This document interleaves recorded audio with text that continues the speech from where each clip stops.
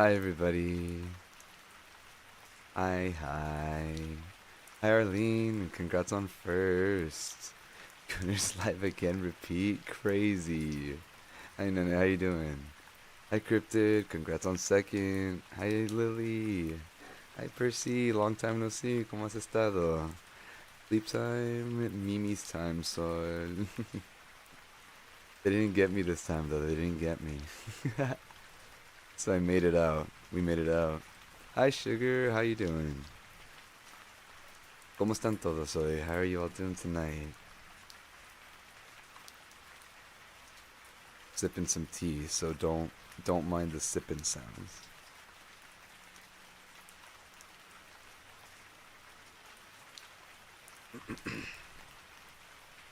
My back hurts like an MF? No, not the back pain. I feel you though. Hopefully it feels better. Everything good? Have you been? I've been doing well, Percy. I've been busy with work, but hey, I can't really complain, just another day in paradise. So happy to see you. I need a rest after finishing 2 whole commissions in one night. 2 whole commissions in one night. That's some progress. Congrats, then, Nene. Good job. That's awesome. Get yourself some well-earned rest.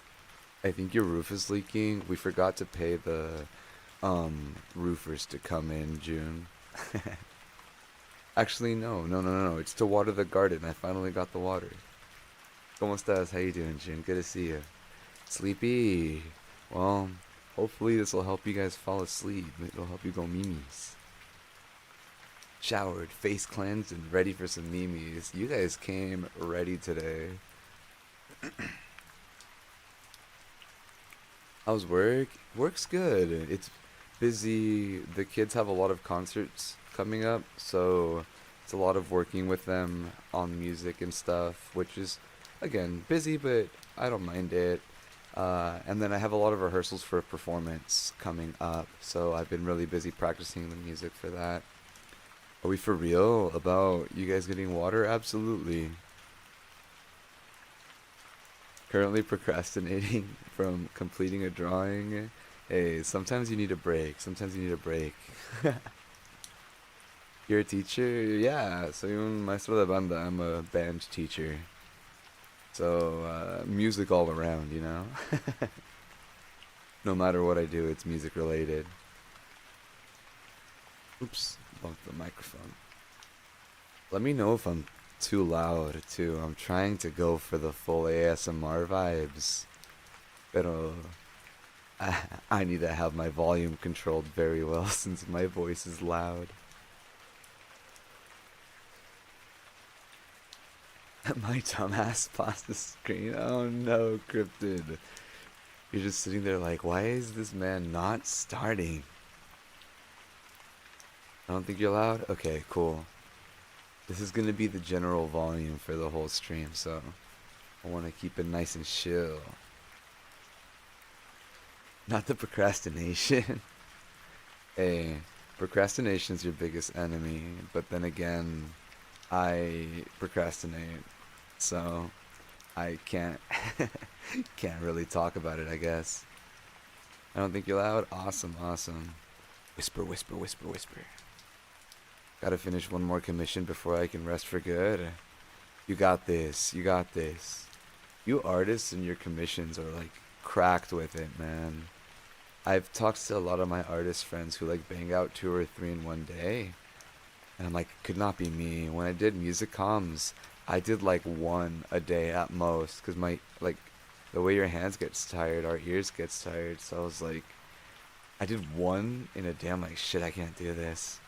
But then I have artist friends and you guys are troopers. I've seen somebody finish, like I said, like 3, 4 in a day, non-stop. Insane work. Someone to constantly yell at me to do anything nowadays. Hey, that's okay. I'll be there. Haz la tarea. Acaba las comisiones. ¿Qué estás haciendo? Ponte las pilas.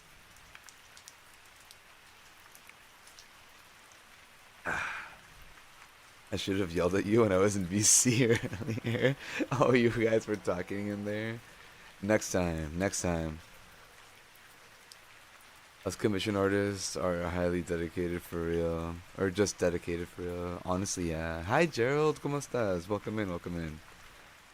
I, ¿cómo se llama? I don't know. Like, I couldn't. I couldn't. That's so much work. Y'all are crazy. I wouldn't be able to take you seriously? Wait, about what? ¿Sobre qué? Hey, Charro. How you doing? How you doing? Welcome in. Yelling? Oh. Sochi me está diciendo qué hacer. Nah, no mames. Honestly valid. Honestly valid. You know, I feel like growing up, I was the type to be like, ¿cómo se dice? If anybody told me what to do, like if I was on my way to wash the dishes and my parents told me like, Sochi, ponte a lavar, I would not do it just because I got mad that somebody told me to do it. Last 2 days have been rough. I'm sorry, Charro. I'm so sorry. Hopefully it gets better, man. I'll do voice chats. Yeah, they hop in the VC and Discord sometimes. They've been popping off lately. I saw Asmo there too. I thought they were in like a different country. You artists are the goods for real? Absolutely, sugar. And yes, do your hand stretches. Me sideoning my mama hella when she'd do that. Yeah, I'd get mad. I'd still do it actually, because then my dad would, yeah. Tú ya sabes con el cinto. I want to join, but I'm too shy. What do you mean? I'm shy. I join in. You got this. You got this.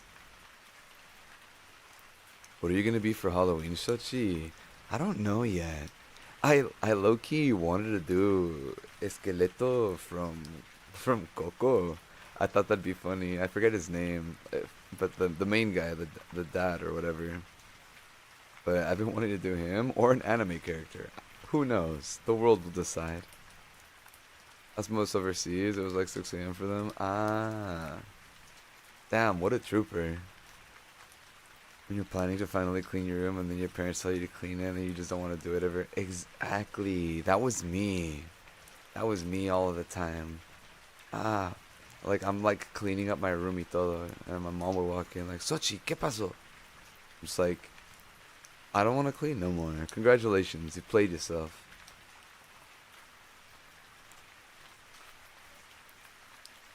I'm a being Meister from Soul Eater, getting weapon and making it every. That's so cool. That's so cool, Nene. I love Soul Eater. You know, I've always wanted to do Stein. Soul is my favorite character. Probably close to Blackstar and Soul, but I've always wanted to do Stein or Death Scythe. I love Death Scythe. He's hilarious. Be my character, got my clothes, and I'll just have my sister do my makeup. Hell yeah, Charro, that'd be sick as hell. I don't know what I want to be for Halloween. It's a tough choice. It's a tough choice. I will give you guys that. It's a very important choice. Samara from The Ring again this year. I did it last year too. Ooh, that's cool. I love seeing like unique costumes, or just like not the. I like seeing any costume, especially when people put thought into it. But hell, I just like seeing people dressed up. It's fun. It's a good time. The Grim Reaper again, best lazy costume I got. That's true. The Lorax is calling me. Dude, that'd be so funny. Do the Lorax. I just throw on some cat ears and do my makeup and call it a day. Hey, that's an easy costume though. That's like, I feel like my equivalent would just be doing a skeleton face, like with makeup. I feel like that's my equivalent. Like, hey, do clown makeup, but like glam clown. That'd be sick as fuck though, Arlene. Like a fabulous clown. Hell yeah. Dress up as homeless and get extra bucks while getting candy. The trees yearn for my protection. Oh man. Halloween's such a good time, man. I'm planning on doing a special stream for Dia de los Muertos también. Um, I haven't decided what exactly I'm gonna do, but I'm definitely gonna do a Dia de los Muertos stream, something special. I love ASMR, truly thank you. Of course, Toby. I hope you have a good night. Thank you for the lyric. Thank you, thank you. But oh, ¿qué estaba diciendo? Oh yeah, yeah, Dia de los Muertos. So we're gonna do something for that. I'm thinking of doing something for Dia de Independencia. Maybe like streaming the Grito. I don't know yet. But I feel like those are two I want to do something for. Especially Dia de los Muertos. I'm definitely doing that one. I haven't decided what for that day yet though. Alright. Let's get started with our story. So, there was a lot of different books I wanted to read today. Um, para lo que no sepan, yo leí mucho cuando era joven. Like, I used to read a lot when I was a kid. Um, as a matter of fact, when we first moved here, reading was like what helped me learn English. I loved reading fantasy books. I loved reading everything.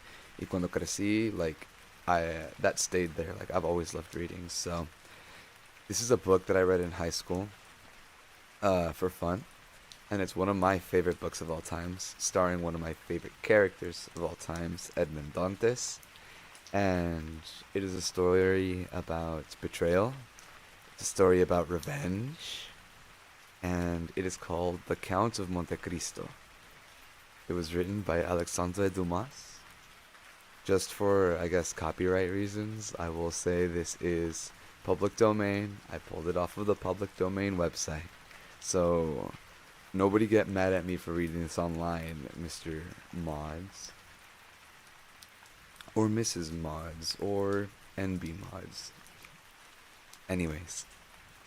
The Count of Monte Cristo by Alexandre Dumas. Volume 1, Chapter 1. Titled Marseillais, The Arrival. Pardon my pronunciation for any French, by the way. No soy francés. On the 24th of February, 1815, the lookout at Notre Dame de la Garde signaled the three master, the Faraón, the Smyrna, Trieste, and Naples. As usual, a pilot put off immediately and rounding the Chateau d'Elf, got on board the vessel between Cape Morgion and Rion Island. Immediately, and according to custom, the ramparts of Fort Saint-Jean were covered with spectators. It is always an event at the Marseillais for a ship to come into port, especially when this ship, like the Pharaon, has been built, rigged, and laden at the old Fosse docks, and belongs to an owner in the city. So far we have the arrival of the three boats. Adivina qué? Hola, Yorra. And what are we guessing? The ship drew on and had safely passed the strait, which some volcanic shock had made between the Casse-la-Reine and Jaros islands, had doubled Pommegueux, and approached the harbor under the topsails, jib, and spanker, but so slowly and sedately that the idlers, with that instinct which is the forerunner of evil, asked one another what misfortune could have happened on board. However, those experienced in navigation saw plainly that if any accident had occurred, it was not one to the vessel herself, for she bore down with all of the evidence of being skillfully handled. The anchor, a cockbill, a jib boom, guys already eased off, and standing by the side of the pilot, who was steering the Pharaon towards the narrow entrance of the inner port. There was a young man, who, with activity and a vigilant eye, watched every motion of the ship, and repeated each direction of the pilot. I got that at the musical CDs and checked out my CD radio still works. That's so awesome, Yora. Hell yeah. Alright, let me get a sip of my tea. We continue. The vague disquietude which prevailed amongst the spectators had so much affected one of the crowd that he did not await the arrival of the vessel in the harbor, but, jumping into a small skiff, desired to be pulled alongside the Pharaon, which he reached as she rounded into La Reserve Basin. When the young man on board saw this person approach, he left his station by the pilot, and, hat in hand, leaned over the ship's bulwarks. He was a fine, tall, slim young fellow of 18 or 20, with black eyes and hair as dark as a raven's wing. His whole appearance bespoke that calmness and resolution peculiar to men accustomed from the cradle to their content with danger. "Ah, is it you, Dantes?" cried the man in the skiff. "What's the matter, and why have you such an air of sadness aboard?" "A great misfortune, M. Morrel," replied the young man. "A great misfortune for me especially. Off Civita Vecchia we lost our brave Captain Leclerc." "And the cargo?" inquired the owner eagerly. "It's all safe, Mr. Morrel, and I think you will be satisfied on that head. But poor Captain Leclerc, what happened to him?" asked the owner with an air of considerable resignation. "What happened to the worthy captain?" "He died." "Fell into the sea?" "No, sir. He died of brain fever in dreadful agony." Then, turning to the crew, he said, "Bear a hand here to take in sail." So far, we have Dantes arriving on his ship the Pharaon, or a ship the Pharaon, where the captain has died at sea from a fever of madness. That's awesome, Yora. You should. Hola, Hugo. ¿Cómo estás? Thank you for the ofrenda. Welcome in, welcome in. I just want you to know, Edmond Dantes was the ship captain. This is relevant to the plot, by the way. He's hot. He's very handsome. So, relevant to the plot. This is the man speaking now. We carry on. All hands obeyed, and at once the 8 or 10 seamen who composed the crew sprang to their respective stations at the spanker brails and outhaul, topsail sheets and halyards, the jib downhaul, and the topsail clewlines and blunt lines. The young sailor gave a look to see what his orders were, promptly and accurately obeyed, and then turned again to the owner. "And how did this misfortune occur?" inquired the latter, resuming an interrupted conversation. "Alas, sir, in the most unexpected manner. After a long talk with the harbour master, Captain Leclerc left Naples greatly disturbed in mind. In 24 hours he was attacked by a fever, and died 3 days afterwards. We performed the usual burial service, and he is at rest, sewn up in his hammock with 36 pounds shot in his head and his heels, off El Giglio Islands. We bring to his widow his sword and cross of honor. It was worth a while, truly," added the young man with a melancholy smile, "to make war against the English for 10 years, and to die in his bed at last, like everybody else." "Why, you see, Edmond," replied the owner, who appeared more comforted at every moment, "we are all mortal, and the old must make way for the young. If not, why would there be no promotion? And since you assure me that the cargo is all safe and sound, Mr. Morrel, take my word for it, and I advise you not to take it 25,000 francs for the profits of the voyage." Then, as we were just passing the round tower, the young man shouted, "Stand by there to lower the topsails and jib, brail up the spanker." The order was executed as promptly as it would have been on board a man of war. So far he's talking to that merchant. He has delivered the cargo and the sad news of the captain being dead and given a seaman's burial in the ocean and collecting his payment for such. Oh my god, you got that? Is that the fish from SpongeBob? That's so funny. Hot sailor. Yeah, hot sailor. Hot sailor alert. Hola Sakura, ¿cómo estás? ¿Cómo estás? Welcome in. Good to see you. Oh, Wampus Fierce, thank you for the follow. Bienvenido a mi jardín. Good to see you. That emote is frying me. Honestly, that's really good. I like that one. Take a sip of my tea. Alright, let's carry on. Let go and clue up. At this last command, all the sails were lowered, and the vessel moved almost imperceptibly onwards. Now, if you will come on aboard, Mr. Morel, said Dantes, observing the owner's impatience. Here is your supercargo, Mr. Danglars, coming out of his cabin, who will furnish you with every particular. As for me, I must look after the anchoring, and dress the ship in mourning. The owner did not wait for a second invitation.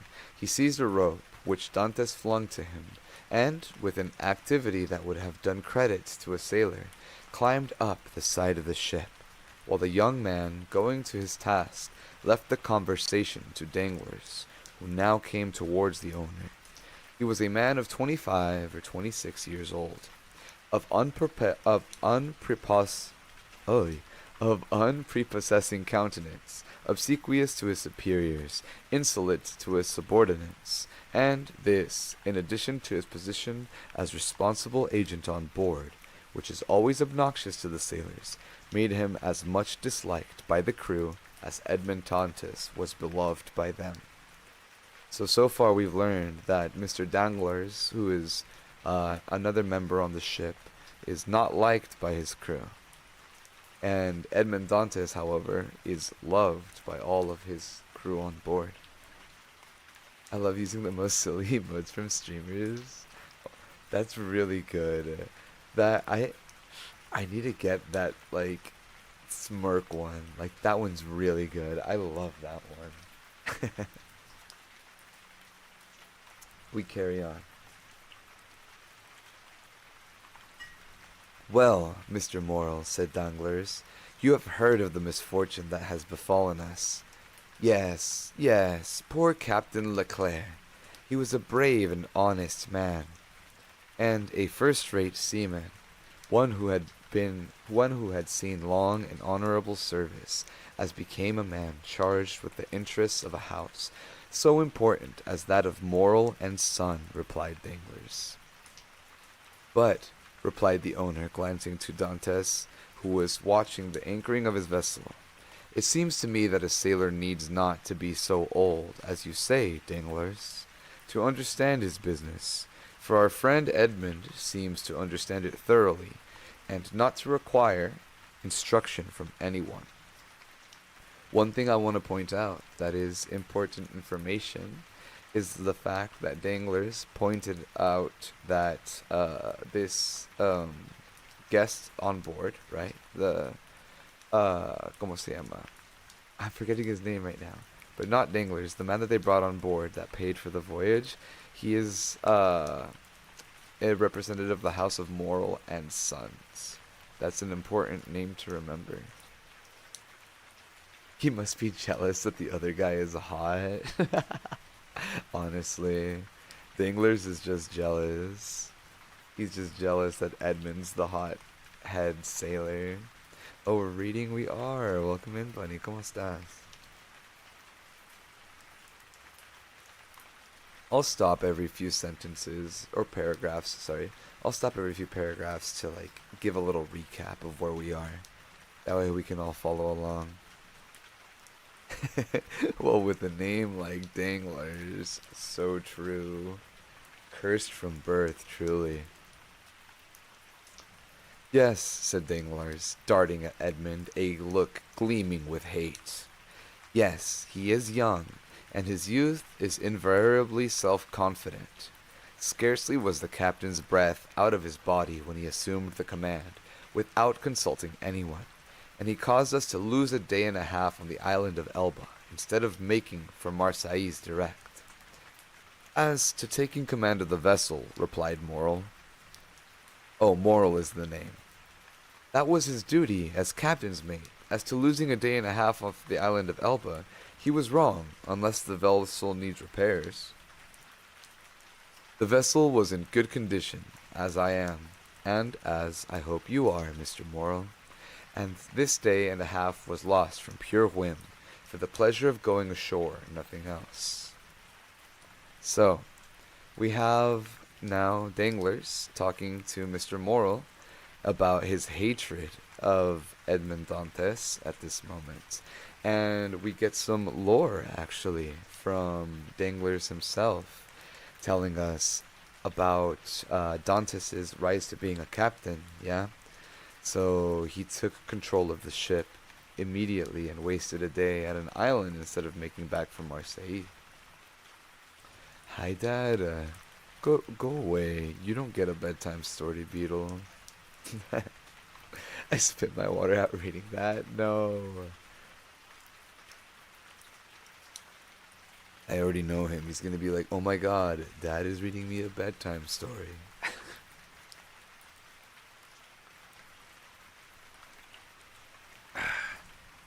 Howdy, howdy. Ay, ay, ay. Let's carry on. Yes, said Danglars, darting at Edmond a look gleaming with hate. Yes, he is young. Oh, I read that one, sorry. As to taking command of the vessel, replied Morrill, that it was his duty as captain's mate. As to losing a day and a half off the island of Elba, he was wrong, unless the vessel needed repairs. The vessel was in as good a condition as I am, and as I hope you are, Mr. Morrill, and this day and a half we lost from pure whim. Dantes, said the ship owner, turning towards the young man, come this way. In a moment, sir, answered Dantes, and I am with you. Then calling to the crew, he said, let go! The anchor was instantly dropped, and the chain ran rattling through the porthole. Dantes continued at this point, in spite of his presence of the pilot, until the manœuvre was completed. The manœuvre was completed, and then he added, half masts, the colors, and square the yards. You see, said Danglars, he fancies himself a captain already, upon my word. And he is so in fact, said the owner. Accept your signature and your patterns, Mr. Morrill. And why should he not have this? Asked the owner. He is young, it is true, but he seems to me a thorough seaman, and full of experience. A cloud passed over Danglars' brow. Your pardon, Mr. Morrill, said Dantes, approaching. The vessel now rides at anchor, and I am at your service. You hailed me, I think. I do not know, sir. It was to fulfill the last instructions of Captain Leclerc, who, when dying, gave me a packet for Master Bertrand. Then did you see him, Edmond? Who? The marshal. Yes. Morrill looked around him. Then, drawing Dantes on the other side, he said suddenly, and how is the Emperor? Very well, as far as I could judge from the sight of him. You saw the Emperor, then? He entered the marshal's apartment while I was still there. And you spoke to him? Why, it was he who spoke to me, sir, said Dantes with a smile. And what did he say to you? Asked me questions about the vessel, and the time that she left Marseilles, the course she had taken, and what was her cargo. I believe if she had not been laden, and I had been her master, I would have bought her, but, as I am told, I was only mates, and that she belonged to the firm of Morrill and Son. Ah, yes, he said, I know them. The Morrills have been ship owners from father to son, and there was a Morrill who served in the same regiment with me when I was in the garrison at Valence. A lot just happened. A lot just happened. So, we do have Dantes talking about the time that he met the Emperor. We do have the declaration that Morrills and Sons has been passed down from generation to generation, which will be a factor later. Is it not bedtime story? It is for you, Yebby, but it is not for Beetle. You need an accent, then you'll sound like my dad. Pobrecito. I gotta go to bed, Sochi. Okay, no te preocupes, nene. Que descanses. Have a good night. It was good to see you. Take some more water. This reminds me of like reading for como se llama, like popcorn reading at school. At least that's what it reminds me of right now. Anyways, let's carry on. Pardieu, and that is true, cried the owner, greatly delighted.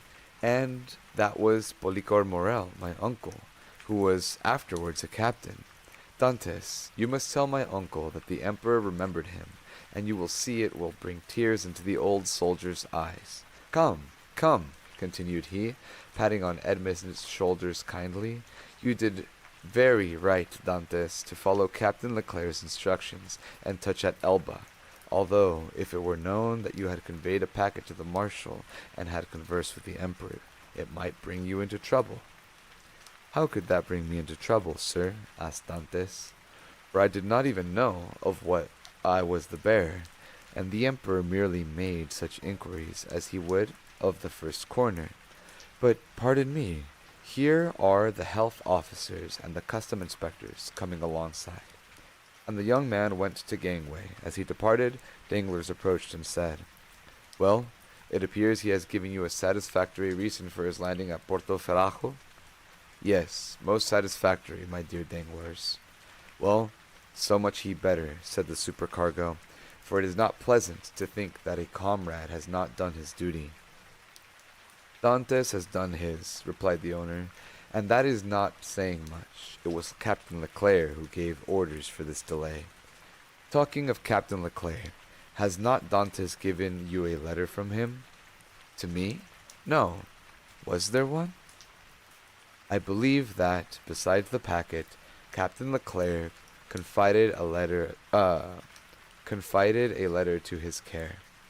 Of what packet are you speaking, Danglars? Why, that which Dantes left at Porto Ferrajo. How did you know he had to leave a packet at Porto Ferrajo? Danglars turned very red. I was passing close to the door of the captain's cabin, which was half open, and I saw him give the packet and the letter to Dantes. He did not speak to me of it, replied the shipowner, but if there be any letter, he will give it to me. Danglars reflected for a moment.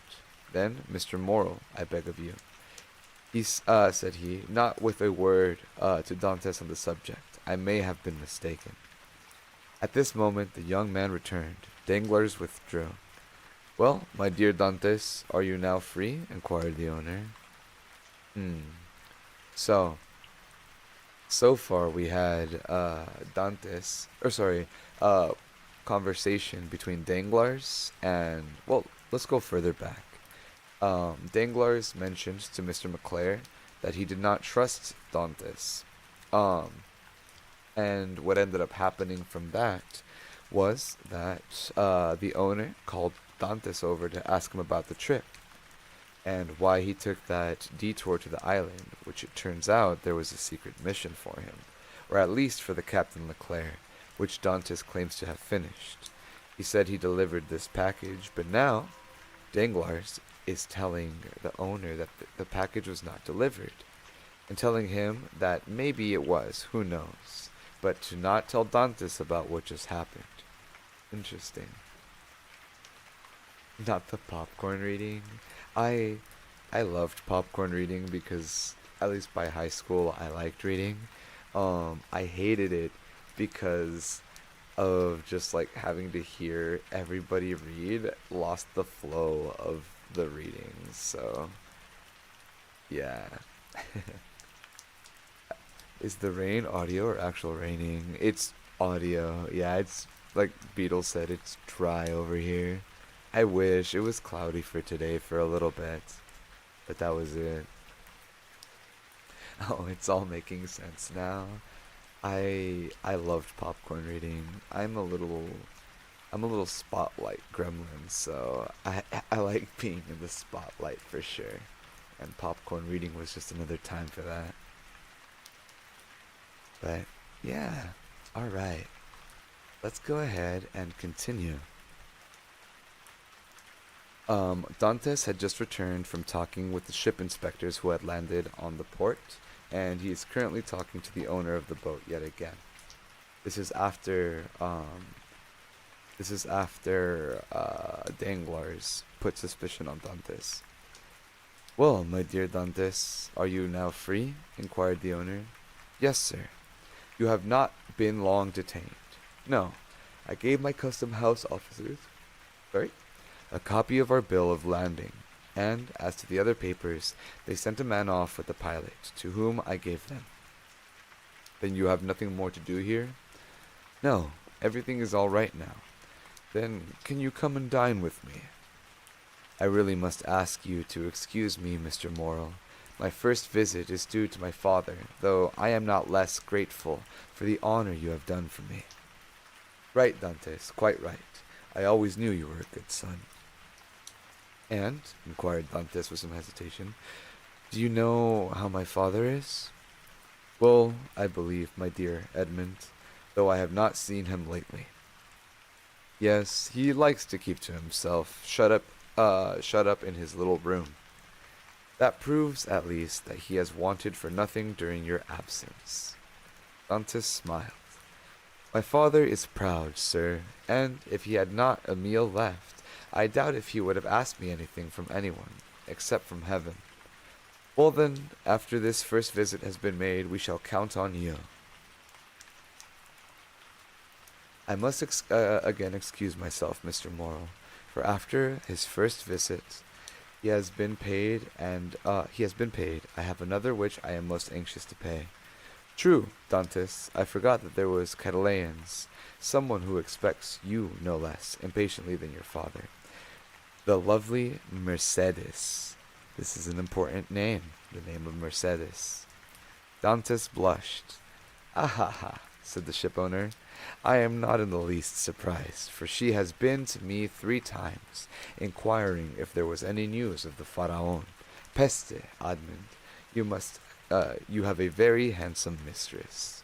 So, we know that Mr. Morel, for right now, at the very least, knows about a letter that Dantes has not given him, but isn't bringing it up with Dantes, not at this moment. Dantes has a father who is sickly, so we have heard, and is locked up in this so-called said tower, right? And finally, the last character introduction for right now of an important character, the lovely Mercedes, which we can assume so far by the clues, is Dantes' girlfriend or wife at the moment. Don't give us a pop quiz, Mr. Teacher Man. My auditory comprehension with stories is doo-doo. No pop quiz today. No pop quiz today, sugar. I like pausing to like summarize every few paragraphs. Ow! Wait, why did I get a chunk like Yuga? ¿Qué hice? But I like stopping every few paragraphs to summarize. This is kind of how I read when I was in high school to help me with comprehension. Kitty, thank you for the hydrate. And thank you for the stretch.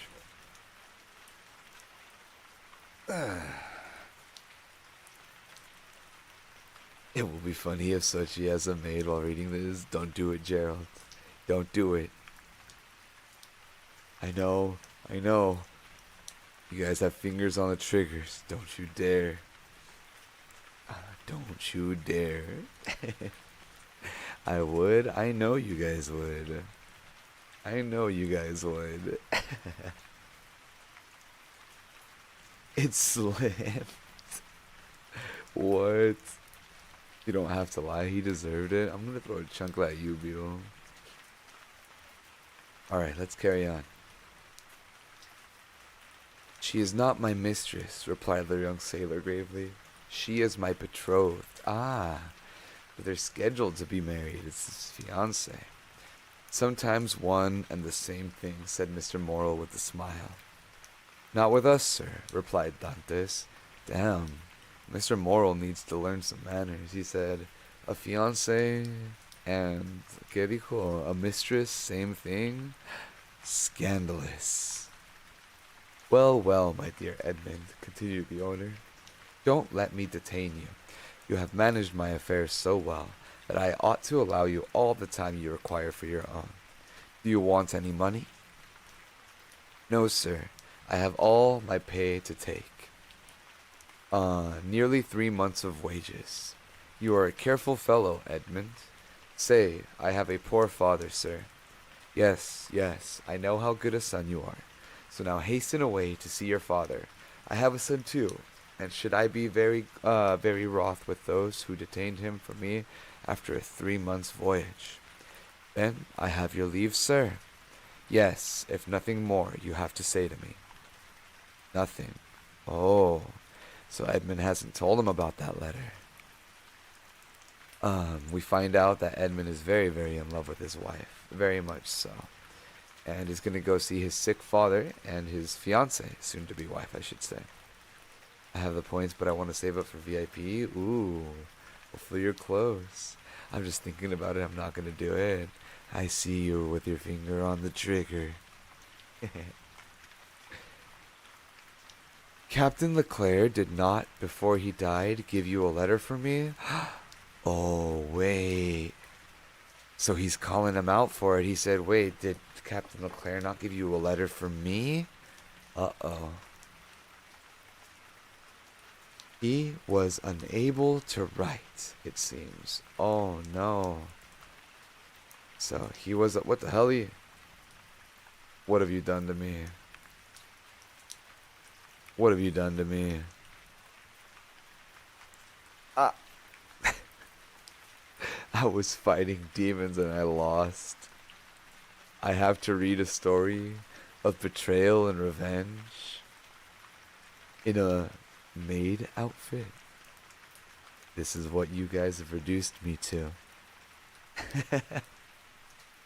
Edmund, my Shayla. That's basically Edmund. May a love like that find us all. So true. So true for that. You so pretty though, am I? Oh my god, Charro.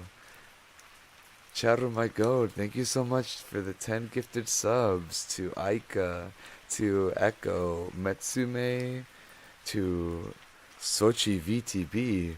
Who the hell is that? Who the hell is Sochi VTB? Why do they have my name? Aqua, Joey, Mimi not found, Grimmy, Jade, and Chapas. Thank you, thank you. Chorro, my goat, like always. Exactly, W Charro, W Charro. But thank you, brother man, I really appreciate that. I thought it was your alt account. I don't know this account. Who is this? Oh, it's just another person, just straight up named Sochi. Oh my god, and they have a flower themed. It's a twin. Oh my god, we're twins for real. Insane. Is it Tia Sochi? No, it's, I guess, my long lost twin. What a funny way for all of us to find out. This is how I find out I have a twin. Crazy work. So she had a twin. Exactly. Wow, this is so cool. How did you not tell us? I didn't know. I didn't know. I was also unaware. Insane work. Oh yeah. Yeah, what a way to find out. Alright. How scandalous, right? We came for a story about Edmond Dantes, and we left with a story about Sochi hiding his family. Insane. Oh my god, Cryptid. Thank you so much for gifting a sub to Abby. That's so cool, I really appreciate it. Train, I like train. And I like bunnies. Oh my god. Let's go. Thank you though, I really appreciate it. Maybe Sochi is the evil twin? There's no way I could be the evil twin. I'm too nice. I'm too pretty. Level 4 hype twin. Thank you, Gerald. W cryptid. W cryptid for real. Or sorry, cryptid. I kept saying Gerald. My bad, my bad. Thank you, cryptid. Thank you, thank you. He is the freaky twin. What if we have triplets? Alright, let's carry on. So she's stinky, so he's the evil one? Shut up. Shut up, Beetle. Alright. Oh, of course the train's here. Don't mind me. Alright. He was unable to write, sir. So, oh yes, the captain, or sorry, not the captain, the owner, Mr. Morrill, just called out Edmond Dantes for not giving him the letter that was expected. He was unable to write, sir, but that reminds me that I must ask your leave of absence for some days. To get married? Yes, first, then go to Paris. Very good. What time you require, Dantes? It will take 6 weeks to unload the cargo, and we cannot get you ready for sea until 3 months after that. Only be back again in 3 months, for the Faraon, added the owner, patting the young sailor on the back, cannot sail without her captain. So it's official, Mr. Morrill has given Edmond Dantes the title of captain. Without her captain, cried Edmond Dantes, his eyes sparkling with animation. Pray mind what you say, for you are touching on the most secret wishes of my heart. Is it really your intention to make me captain of the Faraon? If I were sole owner, we'd shake hands on it now, my dear Dantes, and call it settled. But I have a partner. And you know the Italian proverb. Oh, sorry. You know the Italian proverb. Chi ha compagno ha padrone. He who has a partner has a master. But the thing is, at least half done, with one out of the 2 votes. Rely on me to procure the other. I will do my best. So Edmund wants to become the captain of the Faraon, which we have just learned. And the owner of the ship, Mr. Morrill, seems to be very fond of Edmund. But we find out that there is a co-owner, which he needs to get his permission before making Edmund captain. So there's a lot going on right now. Pre-panding as local Gerald.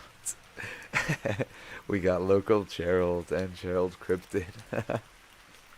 A master? Ain't no way. That's a crazy line. That is a crazy line.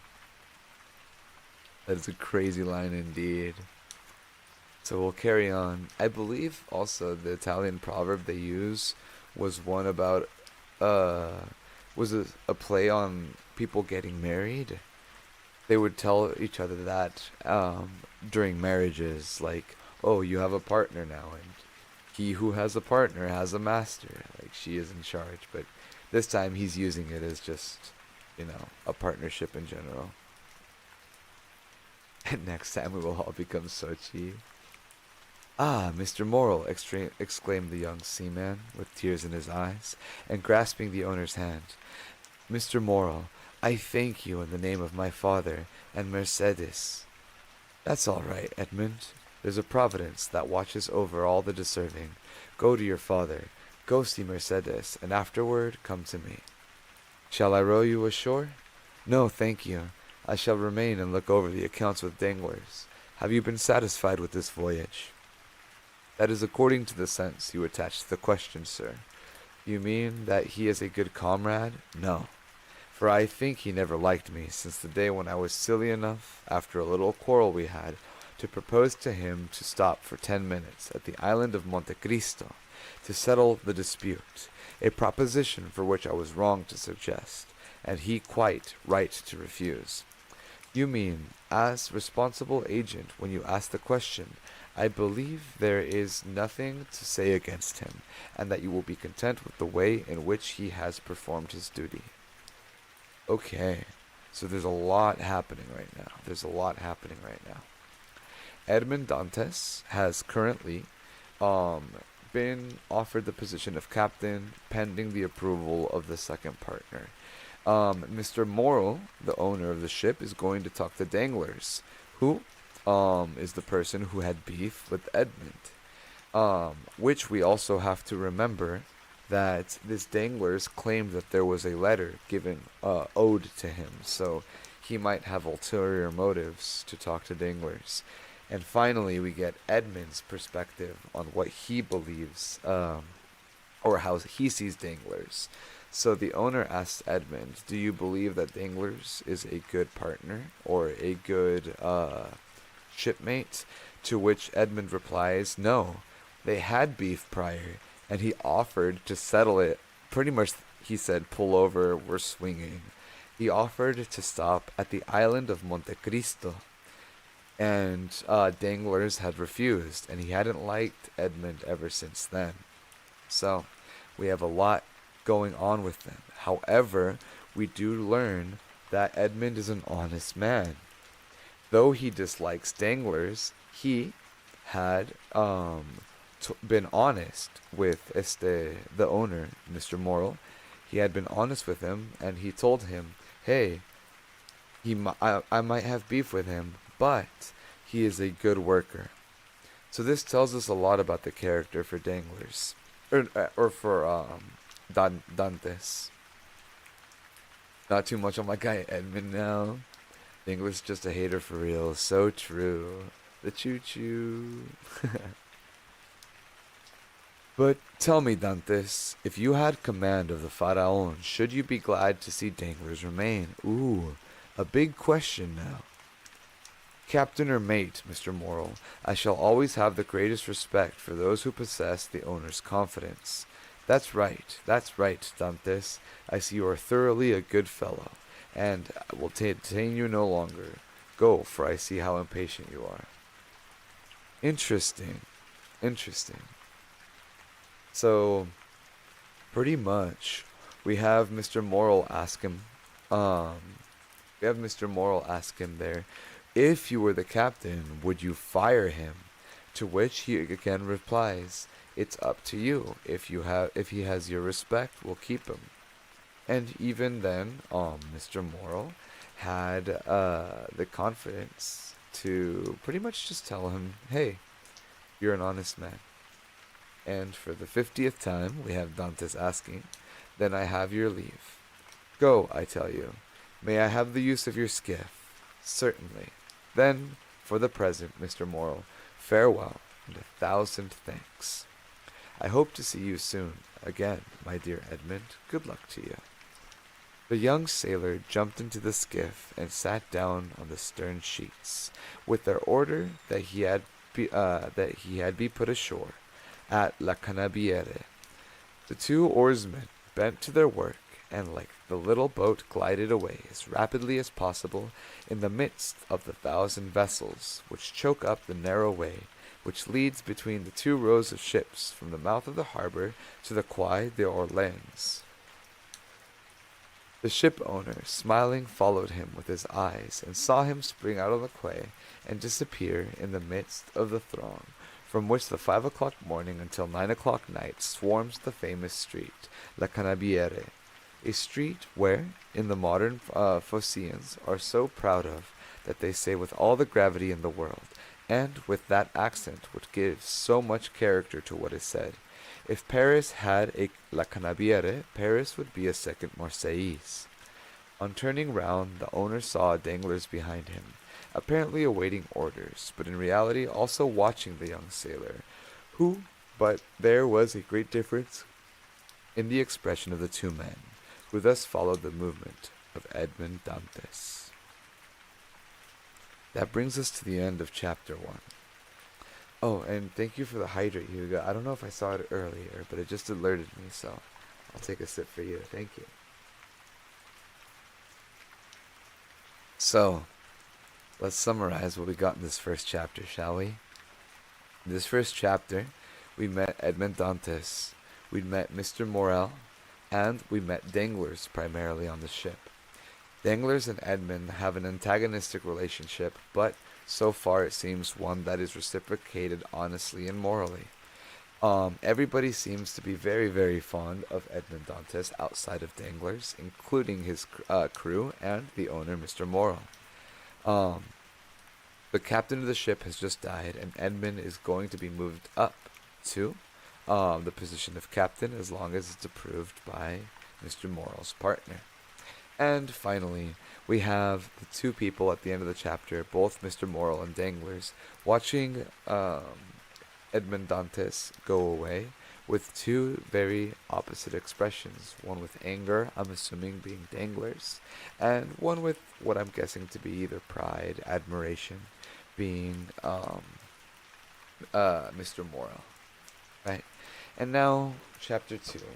We have Edmund at some point going to see his sick father and his fiancée Mercedes. Chapter 2 is titled Father and Son.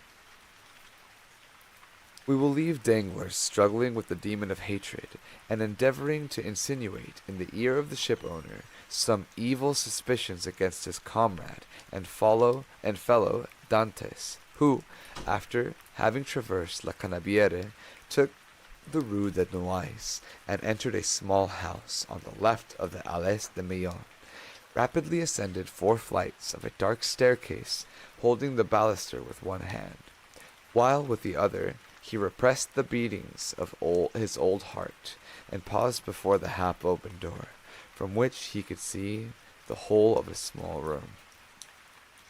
So it seems like Dantes was very, very excited to see his father, ran as fast as he could, and he has some nerves. He's a little nervous before opening the door, it seems. Alright, I wonder why. Why could that be?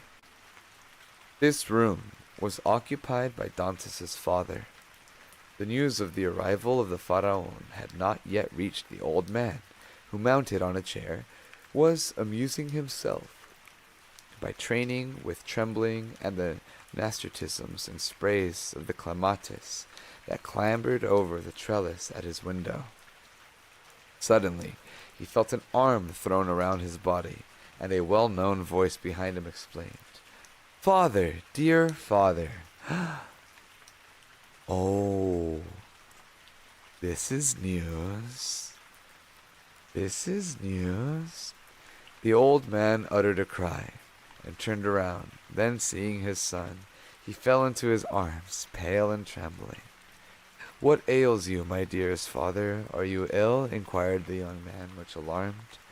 Oh, little Edmund's giving his father a surprise. And this is such a sweet and heartwarming moment. Stop, Edmund's so cute for real, sugar. No, no, my dear Edmund, my boy, my son, no. But I did not expect you. And Joy, the surprise of seeing you so suddenly. I feel as if I were going to die. Come, come, cheer up, my dear father. 'Tis I, really I. They say joy never hurts, and so I came to you without any warning. Come now, do smile, instead of looking at me so solemnly. Here, I am back again, and we're going to be happy. Yes, yes, my boy, so we will, replied the old man. But how shall we be happy? Shall you never leave me again? Come, tell me all of the good fortune that has befallen you. God forgive me, said the young man, for rejoicing at the happiness derived from the misery of others. But, heavens knows, I did not seek this good fortune. It has happened, and I really cannot pretend to lament it. The good Captain Leclerc is dead, father, and it is probable that, with the aid of Mr. Morrill, I shall have his place. Do you understand, father? Only imagine me, a captain, at 20, with 100 louis pay, and a share in the profits. Is this not more than a poor sailor like me could have hoped for? Yes, my dear boy, replied the old man, it is very fortunate. Well then, with my first money I mean you to have a small house, with a garden in which to plant clematis, nasturtiums, and honeysuckle. But what ails you, father? Are you not well? 'Tis nothing, nothing. It will soon pass away. And as he had said to the old man, strength failed him, and he fell backwards. Come, come, said the young man, a glass of wine, father, will revive you. Where do you keep your wine? No, no, thanks. You need not look for it. I do not want it, said the old man. Yes, yes, father, tell me, where is it? And he opened 2 or 3 cupboards. It's no use, said the old man. There's no wine. What? No wine, said Dantes, turning pale, and looking alternately at the hollow cheeks of the old man and the empty cupboards. What? No wine? Have you wanted wine, mother, father? I'm so sorry. The way that Edmund said no wine reminds me of the no bitches meme. I'm gonna use my mediocre drawing skills and draw Edmond Dantes. No wine? But with the no bitches meme outline. Stop, Edmund's so cute. If his dad dies, I'm gonna lose it. Oh no, not the fathers. But so far, summarizing what we have a really sweet relationship between Dantes, and the more we see that he's a very genuinely kind young man. He wants to provide for his father. He promised him that if he becomes captain, and gets that pay, he'll buy him a house where he can have his garden, and he's delivering this good news. And as far as that's there, we have a lot of just like different stuff for that. So very interesting. Is it an ASMR for girls only? I don't think so. Bienvenidos, welcome in, welcome in. So, I want nothing now that I have you, said the old man. So, he's greeting Edmond Dantes back into his home. Yet, stammered Dantes, wiping the perspiration from his brow, yet I gave you 200 francs when I left, 3 months ago.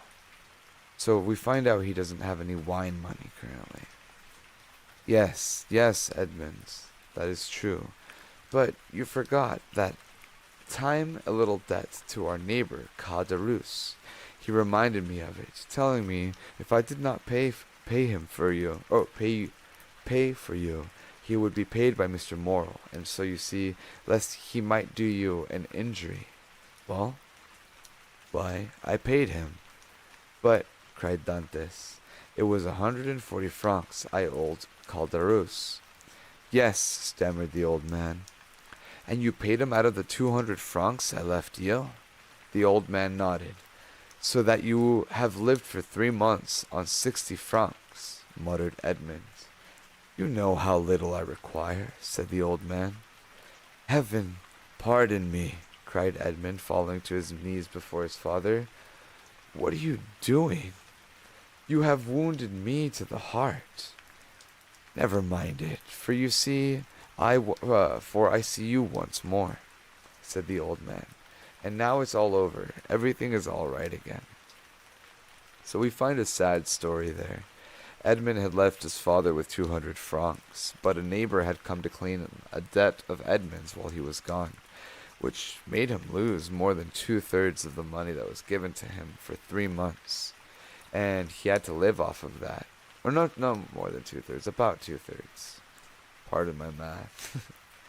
And this man, his father, has been living off of 2/3 of what should have been, or 1/3, sorry. He's been living off of 1/3 of what he should have had for 3 whole months. And even then, his father, at this point, his father's saying, hey, don't even worry about it, man. Just the fact that you're here, just the fact that my son is back is all that I need. So, a very sweet and loving relationship between Edmund and his father. I'm gonna burn that neighbor's house down. Crazy to come and collect now. Yes, I am here, said the young man, with a promising future and a little money. Here, father, here, he said. Take this, take it, and send for something immediately. And he emptied his pockets on the table, the contents consisting of 12 gold pieces, 5 or 6 franc pieces, and some smaller coins. The countenance of old Dantes brightened. Whom does this belong to? He inquired. To me, to you, to us. Take it, buy some provisions, be happy, and tomorrow we shall have more. Gently, gently, said the old man with a smile. And by your leave, I will use your purse to moderately, for they would say, if they saw me buy too many things at one time, that I had been obliged to await your return, in order to be able to purchase them. Do as you please, father, but first of all, pray, have a servant, father. I will not have you left alone so long. I have some smuggled coffee, and most capital tobacco, in a small chest in my hold, which you shall have tomorrow. But hush, here comes somebody. 'Tis Caderousse, who has been heard of your arrival, and no doubt comes to congratulate you on your fortunate return. Ah, lips say one thing, while the heart thinks another, murmured Edmond. But never mind. He is a neighbor who has done us a service on a time, so he's welcome. Oh, the neighbor that asked to collect is here to greet Edmond Dantes. So this is the man who, I say took, but collected the money from his father. So it was a little intense, but technically it was still money owed. As Edmund paused, the black and bearded head of Caderousse appeared at the door.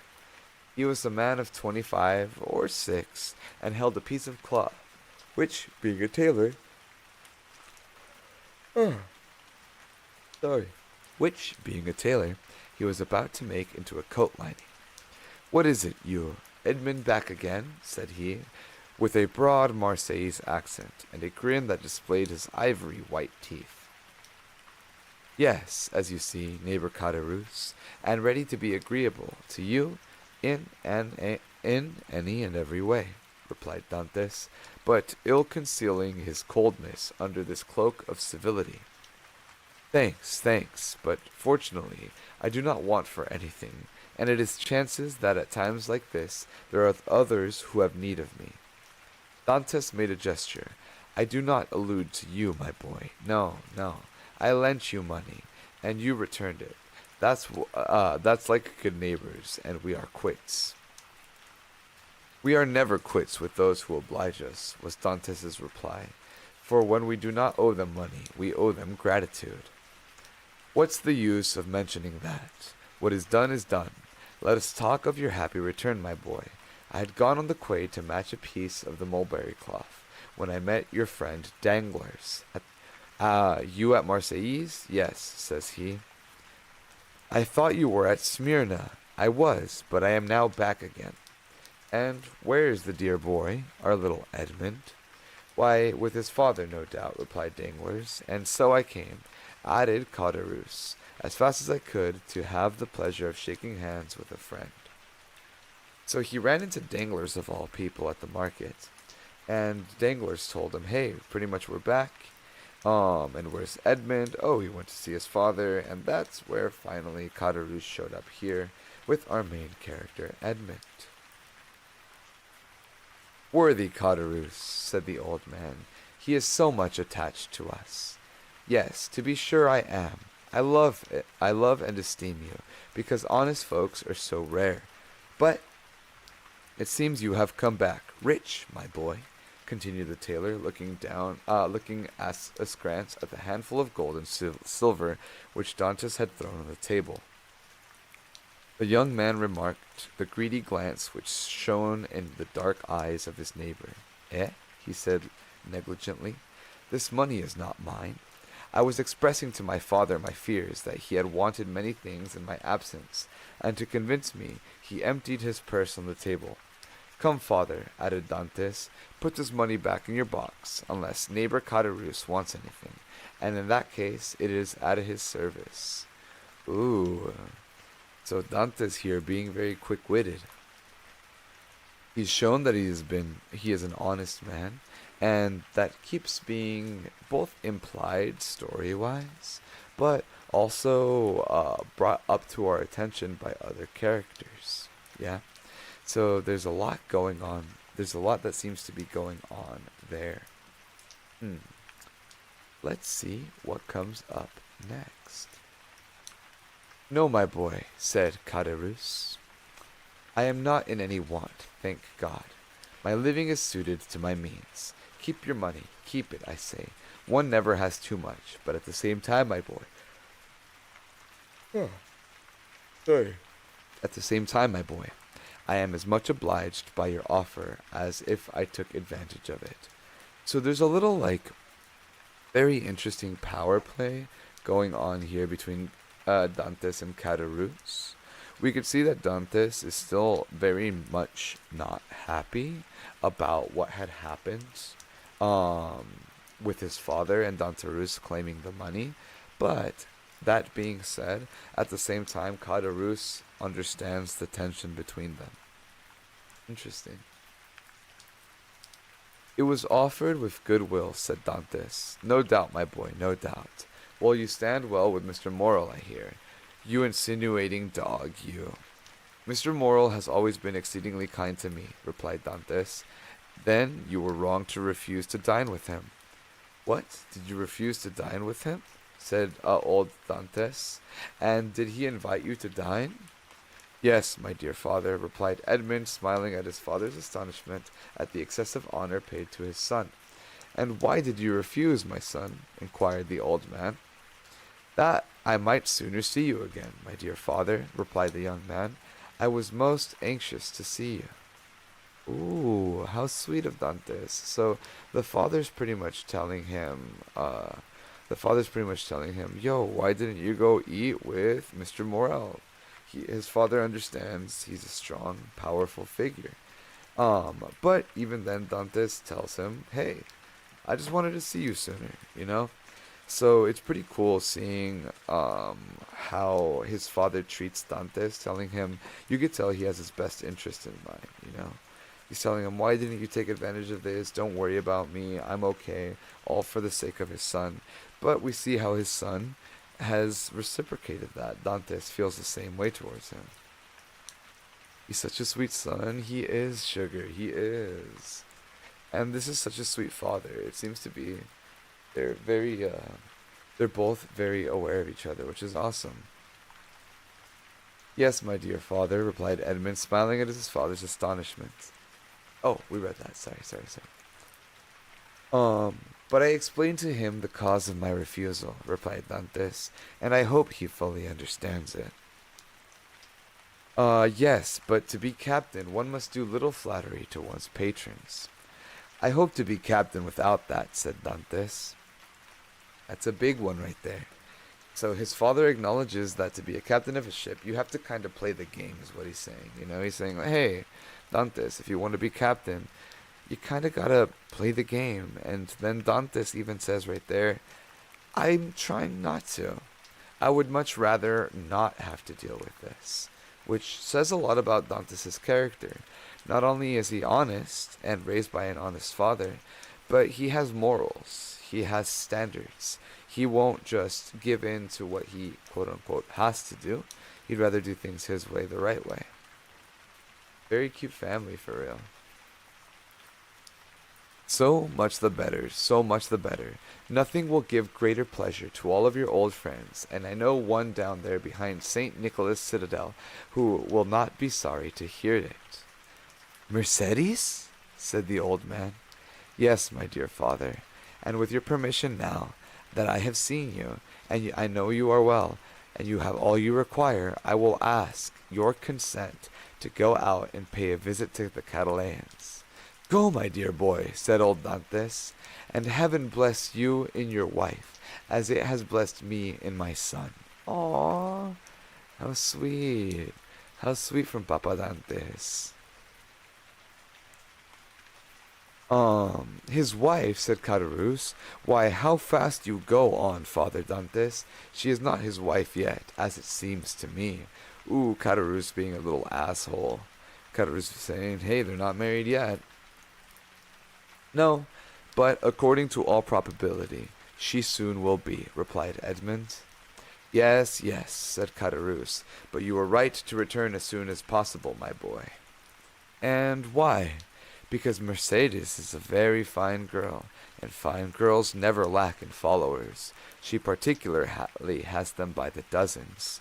Really? Answered Edmund, with a smile which had in it traces of slight uneasiness. Ah, yes, continued Caderousse. And capital offers too. But you will be captain, and who could refuse you then?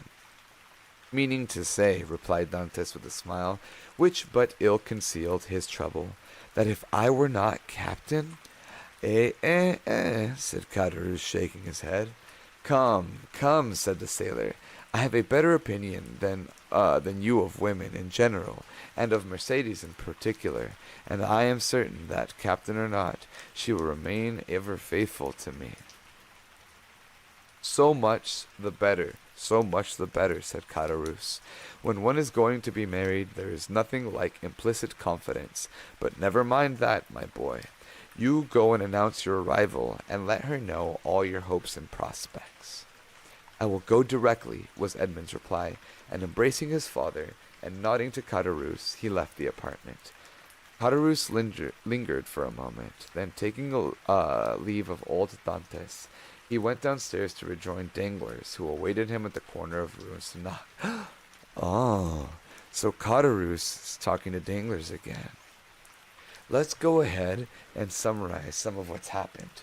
So Caderousse has been playing a little bit antagonizing to our main character, Edmond, telling him pretty much, hey, good thing you came back so fast. Your lady, hey, she's got a lot of people here who want her. But Edmond, being the absolute Chad, the absolute king that we know him to be, said, that's fine. I trust my lady. She would never do anything like that. And he says pretty much like, I trust you, but I trust my girl more than you, and I know she would never do that. But thank you for your concern. Now the real twist here is Caderousse trying to stoke that fear of, hey, if you were the captain of the Pharaon, nobody could turn you down, right? But only if you're the captain. And that seems to shake Edmond. That does seem to make our boy a little bit unstable, right? So, Lily, thank you. Hugo, thank you for the hydrate. Sorry. The text is so small. I will be right back, you guys. I'm going to go grab some water for downstairs because I'm almost out. So, I'll be back shortly.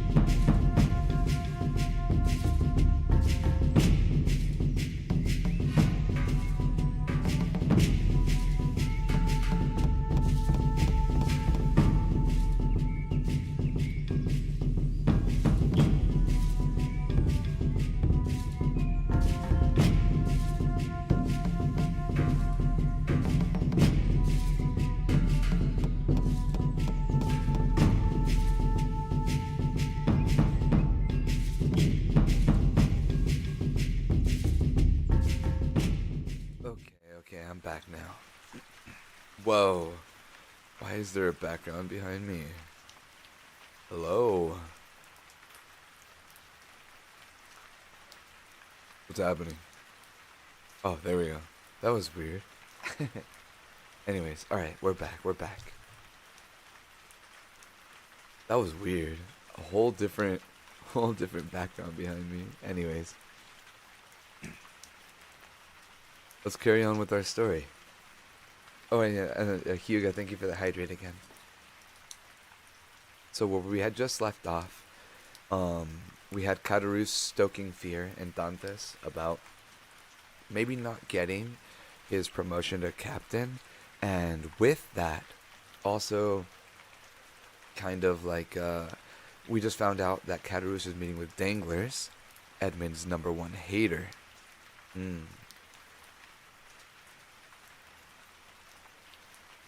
Your PC thought we needed cozy little fire for the ASMR, honestly. I think the background was through my PNG thing. I was recording something earlier, but I don't know why it popped up after the break. Odd. Caderousse lingered for a moment, then taking leave of old Dantes, he went downstairs to rejoin Danglars, who awaited him at the corner of Rue Senac. Well, said Danglars, did you see him? I have just left him, answered Caderousse. Did he allude to his hope of being captain? He spoke of it as a thing already decided. These guys are conniving. They're scheming. Indeed, said Danglars. He is in too much hurry, it appears to me. Why, it seems Mr. Morel has promised him the thing. So that he is quite elated about it? Yes, yes. He is actually insolent over the matter. He already offered me his patronage as if he were a grand personage, and proffered me a loan of money as though he were a banker. Which you refused, most assuredly, although I might easily have accepted it, for it was I who put into his hands the first silver he ever earned. But now Mr. Dantes has no longer any occasion for such assistance. He is about to become a captain. So, we do find out now that Caderousse was a patron of Dantes, at least a loan shark, I would say. At least a loan shark. And had given Dantes the first gold he had ever had, the first money he'd ever had. And now it seems he has a little bit of an inferiority complex about Dantes being, Dantes being captain, being in a position of power now. So there's a lot that can happen with that. Let's carry on. Who, said Danglars, he is not one yet. Ma foi. It will be as well if he is not, answered Caderousse, for if he should be, there will be really no speaking to him. If we choose, replied Danglars, he will remain what he is, and perhaps become even less than he is. What do you mean? Nothing. I was speaking to myself. And he's still in love with the Cataline? Over head and ears, but unless I am much mistaken, there will be a storm in that quarter. Explain yourself. Why should I? It is more important than you think. Perhaps you do not like Dantes? I never like upstarts.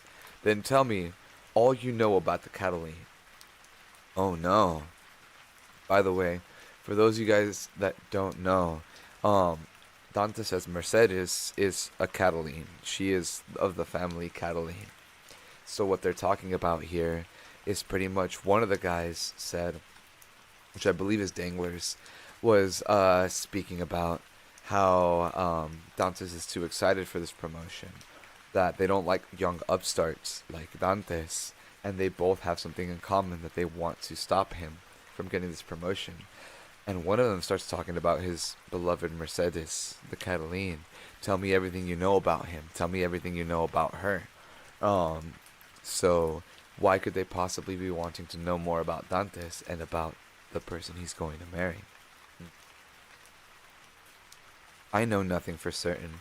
Only I have seen things which induce me to believe, as I told you, that the future captain will find some annoyance in the vicinity of the Eas Infirmaries. What have you seen? Come, tell me. Well, every time I have seen Mercedes come into the city, she has been accompanied by a tall, strapping, black-eyed Catalan, with a red complexion, brown skin, and fierce air, whom she calls cousin. Really, do you think this cousin pays her attentions? I only suppose so. What else can a strapping young chap of 21 mean with a fine wench of 17? And you say that Dantes has got a Catalans? He went there before I came down. Let us go the same way. We will stop at La Reserve, and we can drink a glass of La Malgue, whilst we wait for news. Come along, said Caderousse, but you pay the score.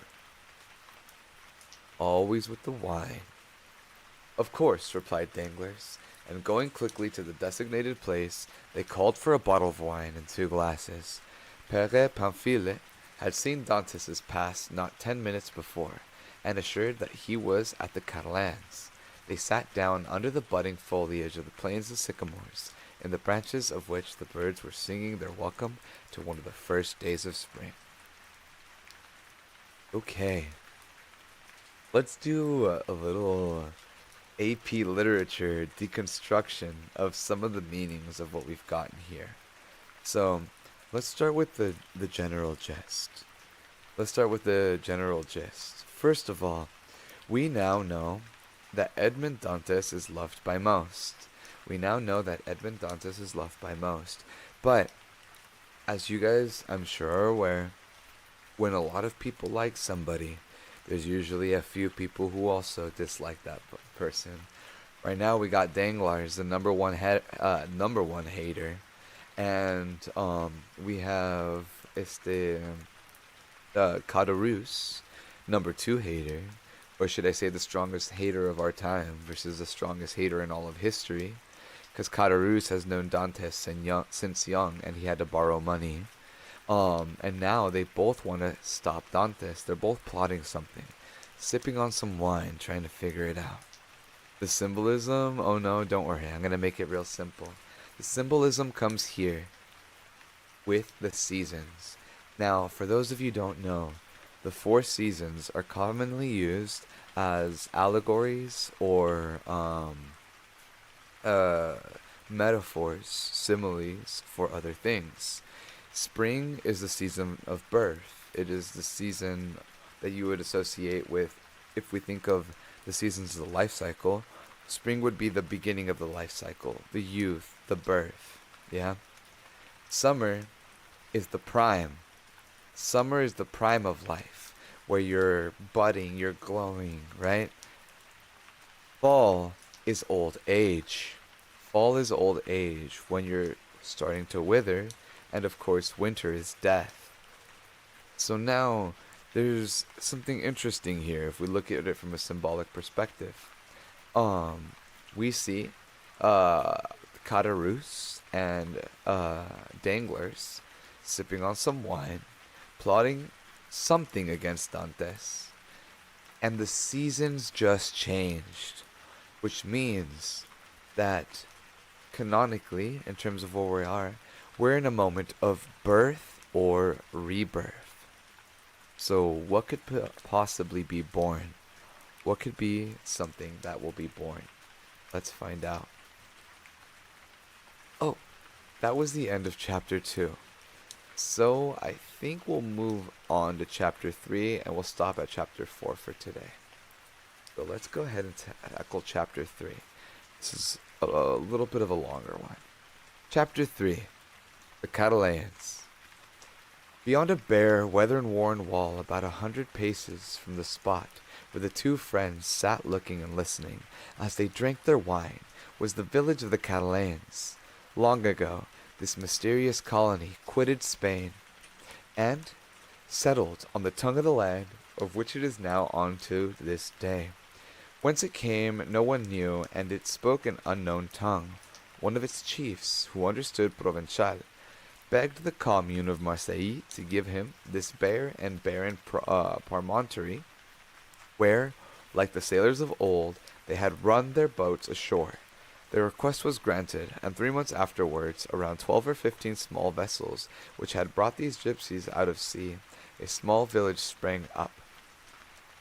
This village, constructed in a singular and picturesque manner, half Moorish, half Spanish, still remains and is inhabited by the descendants of the first comers, who speak the language of their fathers. For 3 or 4 centuries they have remained upon the small promontory on which they had settled like a flight of seabirds, without mixing with the Marseille population.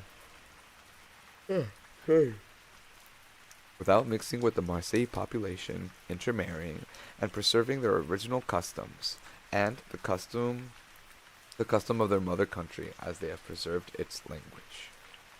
We get a little background of the Catalans. Plans, evil plans are being born. Alright.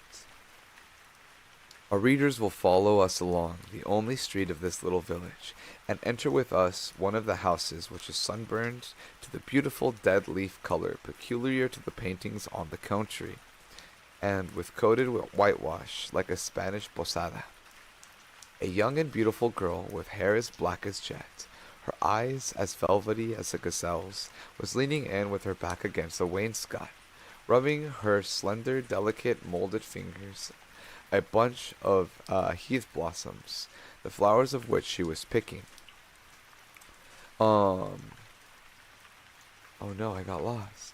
Oh, the flowers of which she was picking off and strewing on the floor. Guys, she's throwing us on the floor, not the flowers. Not the flores.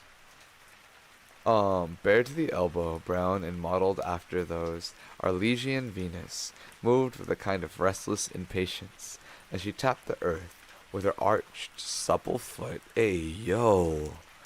so as to display the pure and full shape of her well-turned leg in its red cotton. Guys, can I read this? Can I read this? I feel like I need that, like, behind me, you know? Okay, alright, let's carry on. We'll rewind it back. Arched and supple foot, as to display the pure and full shape of her well-turned leg in its red cotton, grey and blue clocked stocking. At 3 paces from her, seated in a chair which he balanced on 2 legs, leaning on 2 elbows in an old worm-eaten table, was a young man of which 20 or 21, was looking at her in air of which vexation and uneasiness were mingled. He questioned her with his eyes, but the firm and steady gaze of the young girl controlled his look. You see, Mercedes, so this is Mercedes that was being described, said the young man. Here is Easter. Come round again. Tell me, is this the moment for a wedding? I have answered you 100 times, Fernand. So we learn the name of this man is Fernand? And you really must be very stupid to ask me again. You go, girl. Ah yes, a man wrote this, didn't they? Isn't it funny how you could tell immediately the difference between a man describing a woman in writing and a woman describing another woman in writing?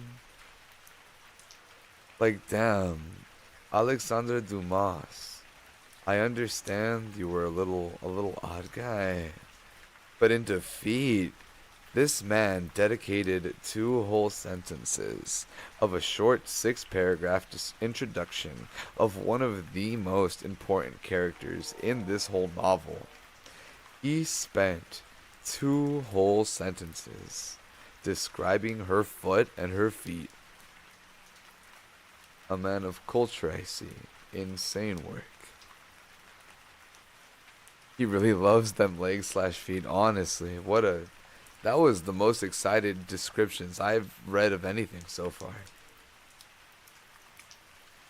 Alright. Let's keep going. Well, repeat it, I beg of you, that I may at last believe it. Tell me for the 100th time that you refuse my love, which had your mother's sanction. Make me understand once and for all that you are trifling with my happiness, that my life or death are nothing to you. Ah, to have dreamed for 10 years of being your husband, Mercedes, and to lose that hope, which was the only stay of my existence. Bro really hit the... Bro... Bro really hit the girl, are you not gonna marry me? Your mom likes me. If you don't marry me, I'm a straight KMS. Insane. Insane.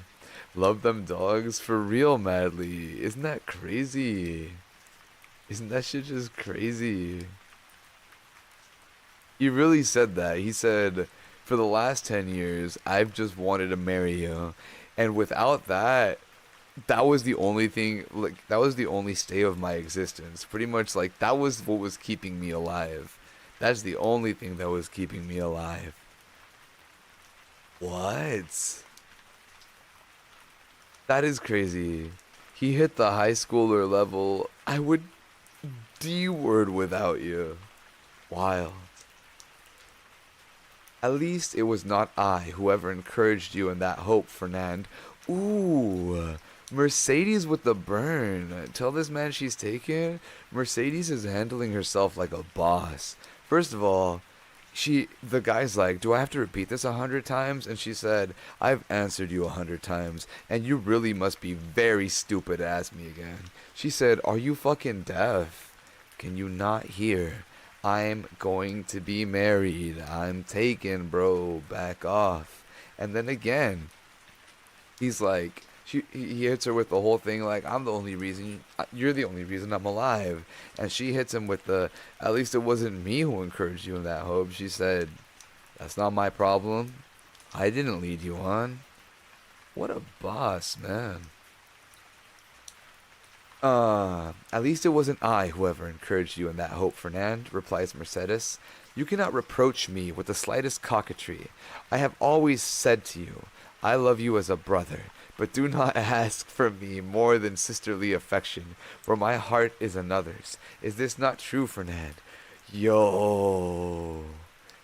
Yo, Fernand didn't even get friend zoned. He got sibling zoned. Insane work. Fernand getting sibling zoned is crazy. Oh my god, Echo. Bienvenido, bienvenido. ¿Cómo estás? ¿Cómo estás? Let me give you a shout out. Welcome in, Raiders. Hold on. ¿Cómo estás? ¿Cómo estás? How was your stream? ¿Qué estabas haciendo? I keep doing that wrong. I'm so stupid. Hold on, hold on, hold on. Yo aquí como burro. There we go.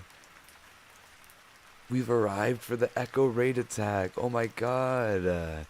Bienvenidos Raiders. My name is Shachipili. I'm the Aztec god of art, music, flowers, and pleasure. Here to make your day, or night, a little bit brighter. ¿Cómo están?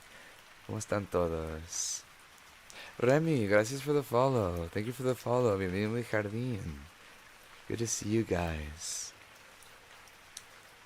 I saw you on TikTok. I love your hashtag theme. Thank you, Remy. Lo agradezco mucho. I really appreciate it. Thank you, thank you. Well, welcome in, Raiders. We're currently reading the story of the Count of Monte Cristo. And there's a lot of drama happening so far. There's a lot of drama happening. So I'll summarize that for you guys in a bit. But Echo, if you have to rate in one, a la madre. Lo agradezco mucho. Take care of yourself. Otherwise, thank you so much, and I'll take care of you Raiders here. My Spanish is garbage though. Don't even worry about it. Ni te preocupes. We speak fluent Spanglish here. Alright, so let me give you guys the TLDR. The main character right now is Edmond Dantes, and he is a sailor where he is about to be promoted to captain. However, he's got a number one hater in the name of Danglars, who is his shipmate. He's got another hater at home, who's the strongest hater of all time, who is Caderousse, and currently they're plotting on my boy's downfall. He is about to be married to a lady, beautiful lady described as Mercedes. And while he's been gone, she has been keeping this guy named Fernand away, and Fernand just got friend-zoned by Mercedes, pretty much saying, my heart belongs to Dantes, I only love you like a brother. So, scandalous things going on. Scandalous things. So she just told him, I only love you like a brother. And I've told you this, did I not, Fernand? Yes, that is very true, Mercedes, replied the young man. Yes, you have been cruelly frank with me, but do you forget that is among the Catalans a sacred law to intermarry? Yo, yo, we got some intermarrying going on. Oh no. You mistake, Fernand. It is not a law, but merely a custom, and I pray of you, do not cite this custom in your favor. You are included in the conscription, Fernand, and are only at liberty on sufferance. So he was not born into this. Liable at any moment to be called upon to take arms. Once a soldier, what would you do with me? A poor orphan, forlorn, without fortune, with nothing but half a ruined hut and a few ragged nets, the miserable inheritance left by my father to my mother, and by my mother to me. She has been dead a year, and you know, Fernand, I have subsided almost entirely on public charity. Sometimes you pretend I am useful to you, and that is an excuse to share with me the produce of your fishing, and I accept it. Fernand, because you are the son of my father's brother. Hold on. Hey, hold on. Pause. Pause. Time out. Time out. Time out. Because I need to read this shit again. Hold on. I need to read this shit again. Sometimes you pretend I am useful to you. Because you are the son of my father's brother. Father, son, they're cousins. They are cousins. Sweet Home, Alabama plays in the distance. Intermarrying like gulp is.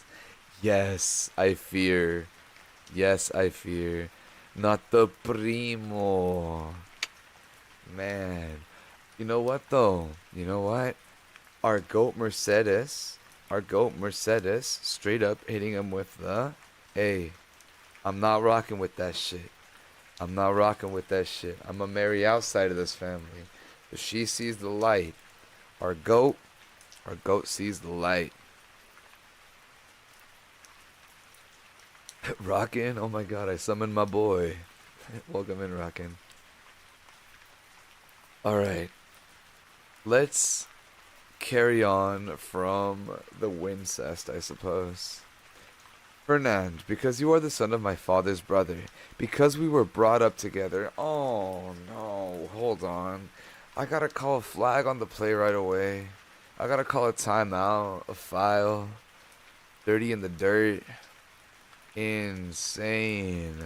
Not only were they cousins, they were raised together, man. That's nasty. I was raised with my cousins. I could never.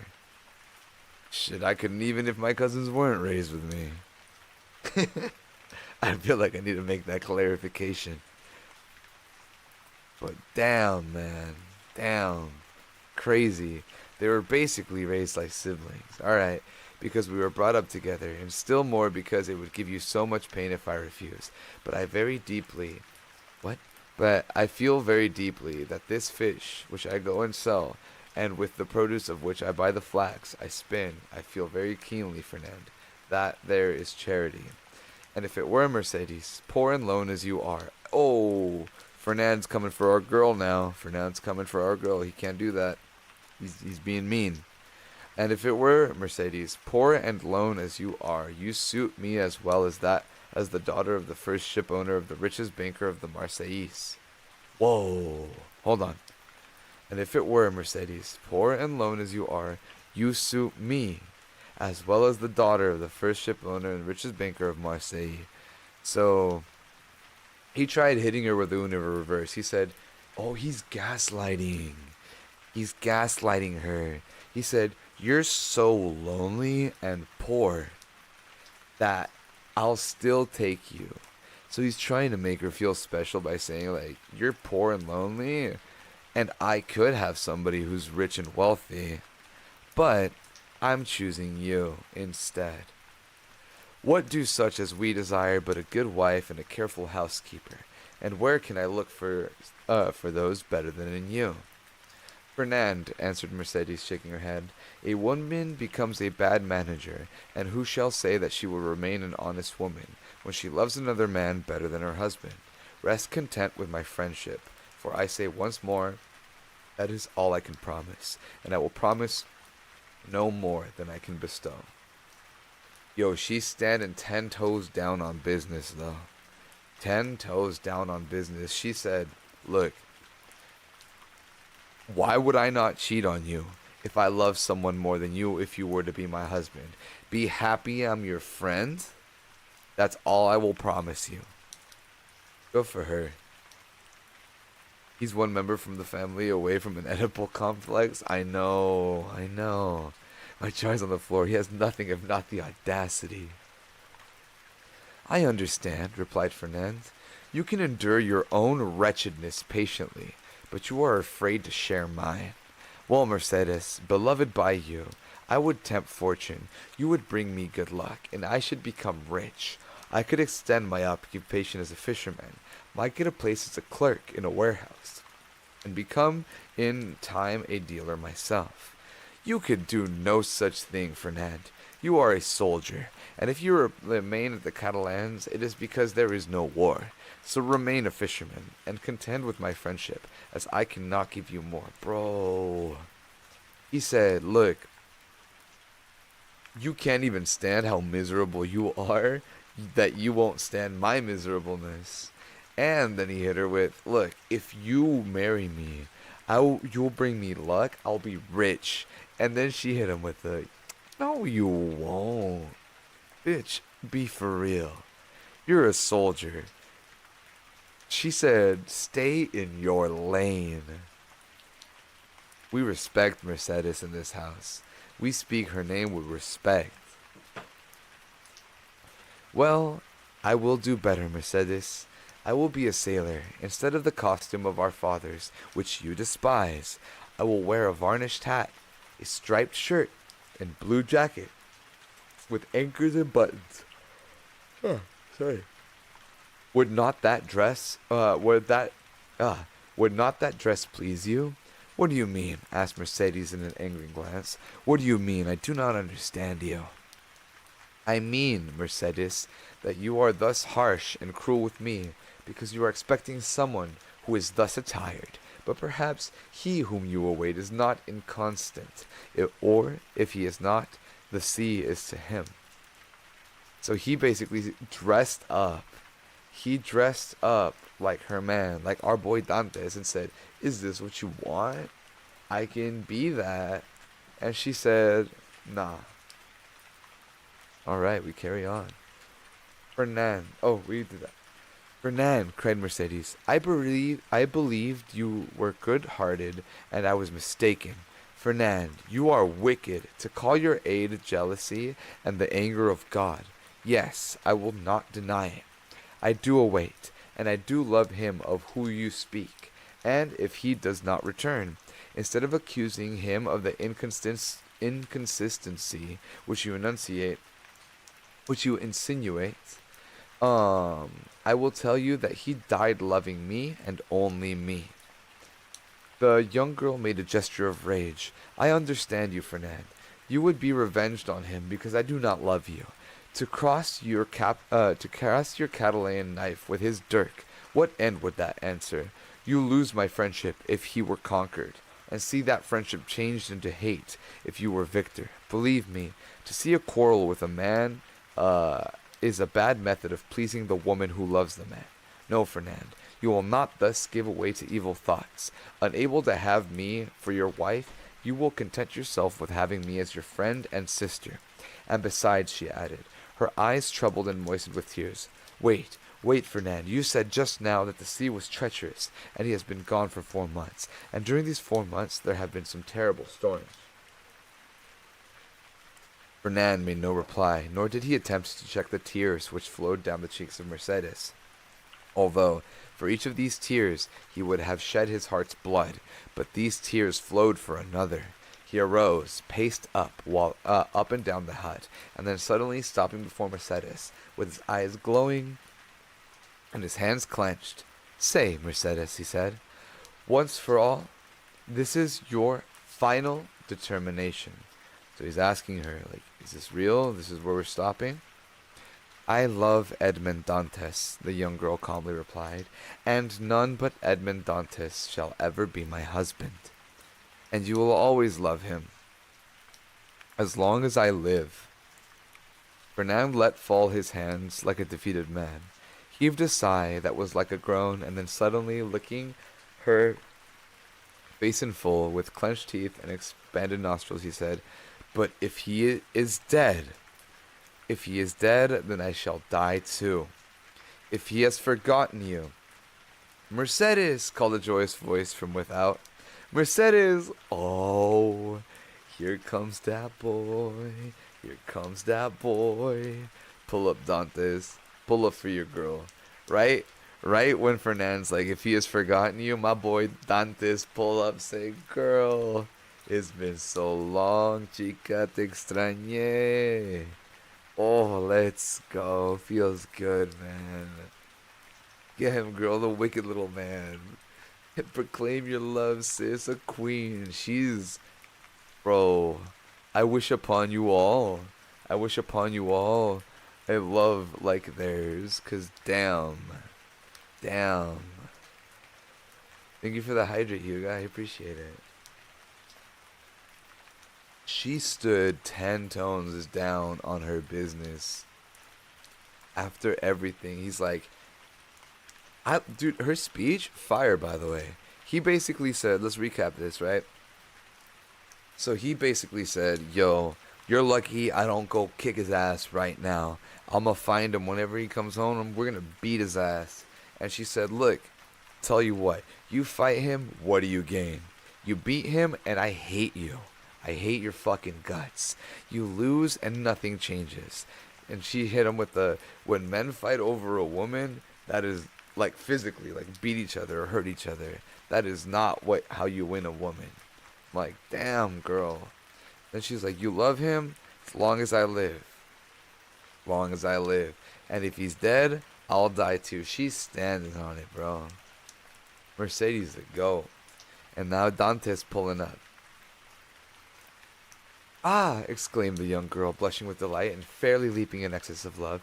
You see, he has not forgotten me, for here he is. And rushing towards the door, she opened it, saying, here, Edmund, here I am. Ooh. Ooh, you know Fernand's fuming, bro's malding. Bro's done. Fernand, pale and trembling, drew back like a traveler at the sight of a serpent and fell into the chair behind him. Edmond and Mercedes were clasped in each other's arms. The burning Marseillais sun, which shot into the room through the open door, covered them up with a flood of light. At first they saw nothing around them. Their intense happiness isolated them from all the rest of the world, and they only spoke in broken words, which are the tokens of a joy so extreme that they seem rather expression of sorrow. Suddenly Edmund saw the gloomy, pale, and threatening countenance of Ferdinand, as it were declined in the shadows. By a movement for which he could scarcely account to himself, the young Catalan placed his hand over the knife on his belt. Ah, your pardon, said Dantes, frowning in his turn. I did not perceive that there was 3 of us. Then turning to Mercedes, he inquired, who is this gentleman? One who will be your best friend, Dantes, for he is my friend, my cousin, my brother. Dude, she's digging that knife. She fucking hit him with the rah. Oh, man. Triple fucking whammy right to the chin. She said, he's gonna be your best friend, my friend, my cousin, my brother. Ooh, fatal blow. Oof. Edmund then cast his eyes scrutinizingly at the agitated and embarrassed... Oh, sorry. I missed it. One will be your best friend. Okay. I love the best in the world. Do you not remember him? Yes, said Dantes, and without relinquishing Mercedes's hand clasped in one of his own, he extended the other to the Catalan with a cordial air. But Fernand, instead of responding to this amiable gesture, remained mute and trembling. Edmund then cast his eyes scrutinizingly at the agitated and embarrassed Mercedes, and then again at the gloomy and menacing Fernand. This look told him all, and his anger waxed hot. I did not know, when I came to such haste to you, that I was to meet an enemy here. Oh, so he finally realized that man's trying to steal his girl. Nani, what about a cousin? What a star. So, apparently in this Catalan tradition, they're supposed to intermarry. And currently we have Mercedes, the fiance of our main boy Edmond Dantes. Um, and she's trying to kind of like tell him, hey, I don't want to marry you. We're related. I don't want to be this. I got my man. And he's trying to get her to marry him. So the drama, crazy. Hola, Vespertino. ¿Cómo estás? Buenas noches, buenas noches. Hope you're having a good night. Ahora tienes una noche muy bonita. As an enemy, cried Mercedes with an angry look at her cousin. An enemy in my house, do you say, Edmund? If I believed that, I would place my arm under yours and go with you to Marseilles, leaving the house to return to it no more. Dude, and they just keep digging that knife into Fernand. Fernand's eyes darted lightning. As should any misfortune occur to you, dear Edmund, she continued with the same calmness which proved Fernand, the young girl, had read the very innermost depths of his sinister thought. If misfortune should occur to you, I would ascend to the highest point of the Cape de Morgion and cast myself headlong from it. Fernand became deadly pale. But you are deceived, Edmund, she continued. You have no enemy here. There is no one but Fernand, my brother, who will grasp your hands as a devoted friend. Dude, she really hit him with it now. She said, hey, the only person here is Fernand, my brother, with a hard B. Crazy. And she even told him, because she never answered his question. He asked her, what would you do if he died? Right? He asked her that, and she didn't get to answer because Edmund showed up, and now she answered him in front of Edmund. She said, if anything were to ever happen to him, I'm throwing myself off a cliff into the ocean. And that's kind of almost a threat to him. Saying like, hey, if I find out that Edmund got hurt because of you, I'm not yours. I'm fucking yeeting myself off a cliff before I'll ever be yours, alright? So be happy with my friendship. And as these words, the young girl fixed her imperious look on the Catalan, who, as if fascinated by it, came slowly towards Edmund, and offered him his hand. His hatred, like a powerless though furious wave, was broken against the strong ascendancy which Mercedes exercised over him.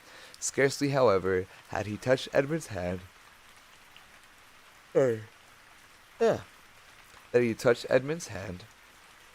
Oh man, no, I got lost. He felt he had done all he could, then rushed hastily out of the house. Oh, he exclaimed, running furiously and tearing at his hair. Oh, who will deliver this man? Wretched, wretched that I am. Yuga, con el español. Ok, vamos a traducirlo. So, lo que voy a hacer para este redeem de español, como estoy leyendo el libro en inglés, voy a leer unas partes y después voy a explicar lo que está pasando en español.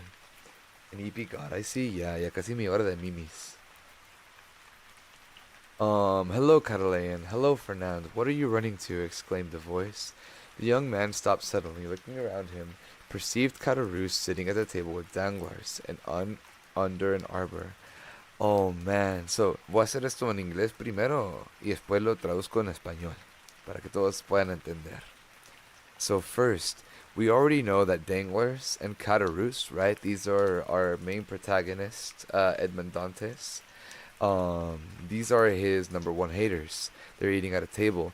And now this guy who just got his whole life torn apart by Dantes, he runs into those people. So, ahorita nos damos cuenta de los dos que estaban sentados ahí antes, que era Danglers y Caderus, que estaban platicando sobre una manera para hacerle algo malo, bueno, pues algo malo a nuestro protagonista Edmond Dantes. Pero ahora el otro que llega, Fernand, que acaba de estar destrozado en, en su enteridad, destrozado por Mercedes, que es la esposa, la que va a ser esposa de Dantes y Dantes, y se siente bien ofendido y por chance encuentra a estas personas que están ahí para hacer planes contra él. A ver qué sigue de aquí. Well, said Caderousse, why don't you come by? Are you really in such a hurry that you have no time to pass with the day of your friends? Particularly when they have still a full bottle before them, added Danglars. Fernand looked at them both. Oops, sorry, I hit my mic. With stupefied air, but did not say a word. He seems besotted, said Danglars, pushing Caderousse with his knee. Are we mistaken? And is Dantes triumphant in spite of all we believed? Why, we must inquire into that, was Caderousse's reply, and turning toward the young man. Well, Catalan, can't you make up your mind? Fernand wiped away perspiration streaming from his brow, and slowly entered the arbor, whose shade seemed to restore somewhat the calmness to his body and senses, and whose coolness somewhat of refreshment to his exhausted body. Buenas noches, Charro, que descanses, que tengas bonita noche. Good day, said he. You called me, didn't you? And he fell, rather sat down on one of the seats which surrounded the table. I called you because you were running like a madman, and I was afraid you would throw yourself into the sea, said Caderousse, laughing. Why, when a man has friends, they are not only to offer him a glass of wine, but moreover to prevent his swallowing 3 or 4 pints of water unnecessarily. So, let's summarize where we're at for right now. So we'll do it in English first, then in Spanish. So currently, we have Fernand, who is an enemy now of Dantes for everything that had happened with Mercedes, running into his 2 other enemies, Caderousse and Danglars, who are plotting against him. So now it seems like we have a group of 3 people who are against our protagonist, Edmond Dantes. Hasta ahorita nos encontramos con Fernand, que ya se sentó con los demás, siendo Danglars y siendo el señor Caderousse, y están platicando sobre el daño básicamente que le hizo Dantes a Fernand. Parece que ellos esperaban que Mercedes iba a escoger a Fernand y hubiera dejado a Dantes pues destrozado, pero eso no fue la situación. Al contrario, ella escogió a Dantes y ni lo dio opción, ¿verdad? Lo puso en el friendzone, lo puso en el peor que el friendzone, ¿verdad? The whole unholy trinity has met. The unholy trinity has met for real. Okay. We will be stopping there for today. So that is close to the end of chapter 3. And as much as I would like to finish the chapter, Xochi's cansado. Xochi está bien cansada y es hora de mimir para mí. Tengo trabajo en la mañana. Right, let me go ahead and get this set up for a raid here. The EP God needs to go to sleep. I do need to go to sleep. Ya mi hora. Today we're gonna go ahead and I know somebody here. Box of Eels. He's a really, really wonderful person. Really cool person. We're gonna be raiding into him. He's also doing ASMR. So for those of you who want to follow the same vibes and just go somewhere where you could chill and relax, this will be a nice place for you guys. Pero muchas gracias a todos por acompañarme con nuestra historia hoy. Thank you guys so much for accompanying me on our story today. Los veo otra vez el viernes para nuestro próximo noche de juegos and for our movie night. If you don't know, we have a movie night this Friday. Anyways, los quiero mucho. Que descansen y nos vemos a la próxima. Bye bye.